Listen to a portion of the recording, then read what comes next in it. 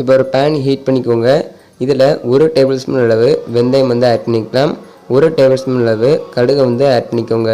சேர்த்துட்டு நம்ம கைவிடாமல் மிக்ஸ் பண்ணிகிட்டே இருக்கணும். மீடியம் ஃப்ளேமில் வச்சு நம்ம ஃப்ரை பண்ணி வந்து எடுத்துக்க போகிறோம்.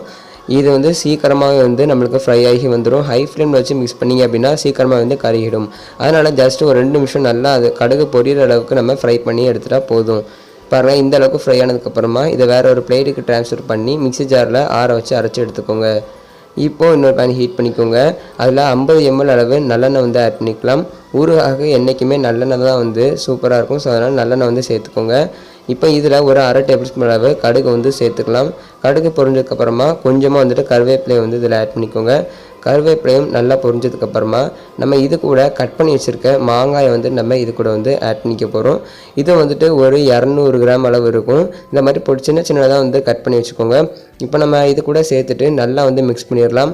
மாங்காய் வந்துட்டு ஜஸ்ட்டு ஒரு 2 நிமிஷம் நல்லா வந்து வெந்து வந்தாலே போதும். மீடியம் ஃப்ளேமில் வச்சு இதை நம்ம நல்லா வந்து வேக வச்சு எடுத்துக்கலாம். இப்போ பாருங்கள், இந்த அளவுக்கு வந்து மாங்காய் வந்து நம்மளுக்கு நல்லா வெந்து வந்திருக்கு. பாருங்கள், உங்களுக்கு பார்க்கவே தெரியும். இப்போ இதில் தேவையான அளவு உப்பு வந்து சேர்த்துக்கோங்க. இப்போ நான் இன்றைக்கி ஒரு 1/2 டேபிள் ஸ்பூன் அளவு சேர்த்துருக்கேன். சேர்த்துட்டு இது கூடவே நம்ம அரைச்சி வச்சுருக்க பொடியை வந்து நம்ம இது கூட வந்து ஆட் பண்ணிக்கலாம். முதல்ல நம்ம வறுத்து அரைச்சோம்ல அந்த பொடியை இதில் தேவையான அளவு வந்து ஆட் பண்ணிக்கோங்க. நான் இன்றைக்கி ஒரு 2 டேபிள் ஸ்பூன் அளவு ஆட் பண்ணியிருக்கேன். சேர்த்துட்டு ஒரு தடவை நம்ம நல்லா வந்துட்டு மிக்ஸ் பண்ணி விட்டுடலாம். இப்போ காரத்துக்கு ஏற்ப இதில் மிளகாய்த்தூள் வந்து ஆட் பண்ணிக்கோங்க. நான் இன்றைக்கி ஒரு 3 டேபிள் ஸ்பூன் அதை ஆட் பண்ணியிருக்கேன். ஊறுகாய் வந்துட்டு உரைப்பாக இருந்தால் தான் சூப்பராக இருக்கும். சேர்த்துட்டு அந்த மிளகாய் பொடி வந்து எல்லா பக்கமும் ஈக்குவலாக மிக்ஸ் ஆகிற மாதிரி நம்ம மிக்ஸ் பண்ணி வந்து விட்டுக்கலாம்.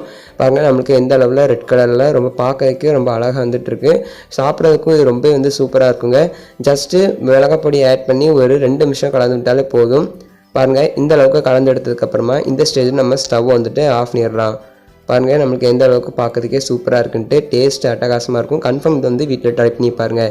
இப்போ நம்ம ஸ்டவ்வை வந்து ஆஃப் பண்ணி இப்போ பார்த்தீங்கன்னா நம்மளுக்கு 2 நிமிஷம் போல் ஆயிடுச்சு. அந்த மசாலா எல்லாமே நம்மளுடைய மாங்காய் மேலே நல்லா வந்து செட்டில் ஆயிடுச்சு. உங்களுக்கு பார்க்கவே தெரியும் எந்த அளவில் ரெட் கலரில் பார்க்கறதுக்கே அழகாக இருக்குன்ட்டு. இது சாப்பிட்றதுக்கும் ரொம்ப வந்து சூப்பராக இருக்கும்.